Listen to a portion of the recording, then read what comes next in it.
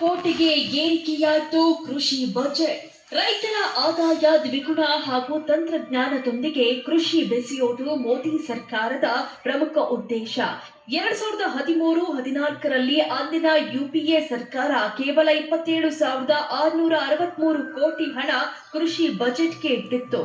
2014ರಲ್ಲಿ ಅಧಿಕಾರಕ್ಕೆ ಬಂದ ಮೋದಿ ವರ್ಷದಿಂದ ವರ್ಷಕ್ಕೆ ಕೃಷಿ ಬಜೆಟ್ ಹೆಚ್ಚಳ ಮಾಡುತ್ತಲೇ ಬಂದಿದ್ದು 2026-27ನೇ ಸಾಲಿನಲ್ಲಿ ಕೃಷಿ ಬಜೆಟ್ 1.41 ಲಕ್ಷ ಕೋಟಿಗೆ ಏರಿಕೆಯಾಗಿದೆ. ಅದಕ್ಕೆ ಏನ್ ಮೋದಿ ಅವ್ರ ನಮ್ಮಲ್ಲಿ ಹೆಂಗ 2 ಸಲ ಬಂದಾಗೆ ಮೋದಿ ರೊಕ್ಕ ಬಂದು ಅಂತ ಯಾಕೆ ಖುಷಿ ಆಗ್ತಾರೆ ಜನ. ಕಿಸಾನ್ ಸಮ್ಮಾನ್ ನಿಧಿಯಿಂದ ಬದಲಾಯಿತು ರೈತರ ಬದುಕು. 2018ರಲ್ಲಿ ಮೋದಿ ಸರ್ಕಾರ ಜಾರಿ ತಂದ ಪ್ರಮುಖ ಯೋಜನೆಗಳಲ್ಲಿ ಪ್ರಧಾನಮಂತ್ರಿ ಕಿಸಾನ್ ಸಮ್ಮಾನ್ ನಿಧಿ ಯೋಜನೆ ಕೂಡ ಒಂದು.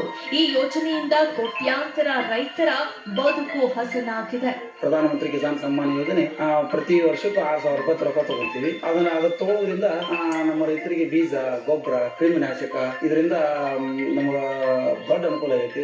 ಈ ಹಿಂದೆ ಎಲ್ಲಾ ರೈತರು ಬೆಳೆ ಬೆಳೆದ್ರು ಸಕಾಲಕ್ಕೆ ಸೂಕ್ತ ಬೆಲೆಯೇ ಸಿಗ್ತಿರ್ಲಿಲ್ಲ. ಹೀಗಾಗಿ ಕನಿಷ್ಠ ಬೆಂಬಲ ಬೆಲೆ ನೀಡಿ 12 ವರ್ಷದಲ್ಲಿ 26 ಲಕ್ಷ ಕೋಟಿ ಮೌಲ್ಯ ಬೆಳೆ ಖರೀದಿ ಮಾಡಿದೆ. 12 ವರ್ಷದಿಂದ 22 ಬೆಳೆಗಳನ್ನ ಕನಿಷ್ಠ ಬೆಂಬಲ ಬೆಲೆಯಡಿ ಮೋದಿ ಸರ್ಕಾರ ಖರೀದಿ ಮಾಡುತ್ತಿದೆ. 2004ರಿಂದ 2014ರವರೆಗೆ ಅಂದಿನ ಯುಪಿಎ ಸರ್ಕಾರ 7 ಲಕ್ಷ ಮೆಟ್ರಿಕ್ ಟನ್ ರೈತರ ಬೆಳೆ ಖರೀದಿ ಮಾಡಿತ್ತು.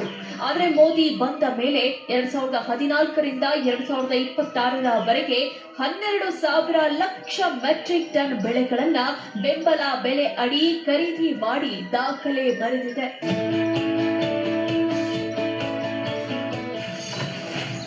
ರೈತರಿಗಾಗಿ ಎಲೆಕ್ಟ್ರಾನಿಕ್ ರಾಷ್ಟ್ರೀಯ ಕೃಷಿ ಮಾರುಕಟ್ಟೆ. ಭಾರತ ಸರ್ಕಾರದ ಕೃಷಿ ಮತ್ತು ರೈತ ಕಲ್ಯಾಣ ಸಚಿವಾಲಯದ ಅಡಿಯಲ್ಲಿ ಎಲೆಕ್ಟ್ರಾನಿಕ್ ರಾಷ್ಟ್ರೀಯ ಕೃಷಿ ಮಾರುಕಟ್ಟೆ ಯೋಜನೆ ತರಲಾಗಿದೆ. ಇದು ಕೃಷಿ ಉತ್ಪನ್ನಗಳಿಗಾಗಿ ದೇಶಾದ್ಯಂತ ಏಕೀಕೃತ ಆನ್ಲೈನ್ ವ್ಯಾಪಾರ ವೇದಿಕೆ ಒದಗಿಸುತ್ತದೆ.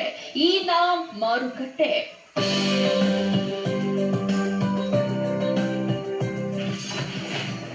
ಮೋದಿ ಸರ್ಕಾರದಿಂದ 26 ಕೋಟಿ ಮಣ್ಣಿನ ಆರೋಗ್ಯ ಕಾರ್ಡ್.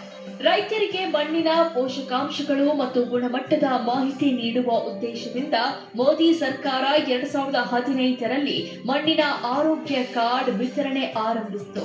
ಈವರೆಗೆ 26 ಕೋಟಿ ರೈತರಿಗೆ ಕಾರ್ಡ್ ನೀಡಲಾಗಿದೆ.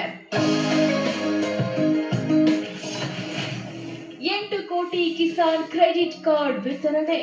ನಬಾರ್ಡ್ ಮತ್ತು ಆರ್ಬಿಐ ಸಹಯೋಗದೊಂದಿಗೆ ಕಿಸಾನ್ ಕಾರ್ಡ್ ನೀಡಲಾಗುತ್ತಿದೆ. ರೈತರಿಗೆ ಸುಲಭವಾಗಿ ಮತ್ತು ಸಮಯಕ್ಕೆ ಸರಿಯಾಗಿ ಸಾಲ ಪಡೆಯಲು ಇದು ಅನುಕೂಲ. ಕಡಿಮೆ ಬಡ್ಡಿ ದರ ಹಾಗೂ ಕನಿಷ್ಠ ದಾಖಲೆಗಳೊಂದಿಗೆ ಸಾಲ ಸಿಗಲಿದೆ. ದೇಶಾದ್ಯಂತ 8 ಕೋಟಿ ರೈತರು ಈ ಯೋಜನೆ ಲಾಭ ಪಡೆದಿದ್ದು ಕೃಷಿ ಚಟುವಟಿಕೆಗಳಿಗೆ ಸಾಮಾನ್ಯವಾಗಿ 3 ಲಕ್ಷದವರೆಗೆ ಅಲ್ಪಾವಧಿ ಸಾಲ ಪಡೆಯಬಹುದು. ರೈತರಿಗೆ ನೆರವಾದ ಪಿಎಂ ಧನಧಾನ್ಯ ಕೃಷಿ ಯೋಜನೆ. ಕೃಷಿ ಉತ್ಪಾದಕತೆ ಹೆಚ್ಚಿಸಿ ರೈತರ ಆದಾಯ ಸುಧಾರಣೆ ಹಾಗೂ ಆಹಾರ ಭದ್ರತೆ ಖಚಿತಪಡಿಸಲು ಪಿಎಂ ಧನಧಾನ್ಯ ಯೋಜನೆ ತರಲಾಗಿದೆ. ಬರೋಬ್ಬರಿ 1.7 ಕೋಟಿ ರೈತರನ್ನ ತಲುಪುವ ಗುರಿ ಹೊಂದಿದೆ. ಬ್ಯೂರೋ ರಿಪೋರ್ಟ್, ಏಷ್ಯಾನೆಟ್ ಸುವರ್ಣ ನ್ಯೂಸ್.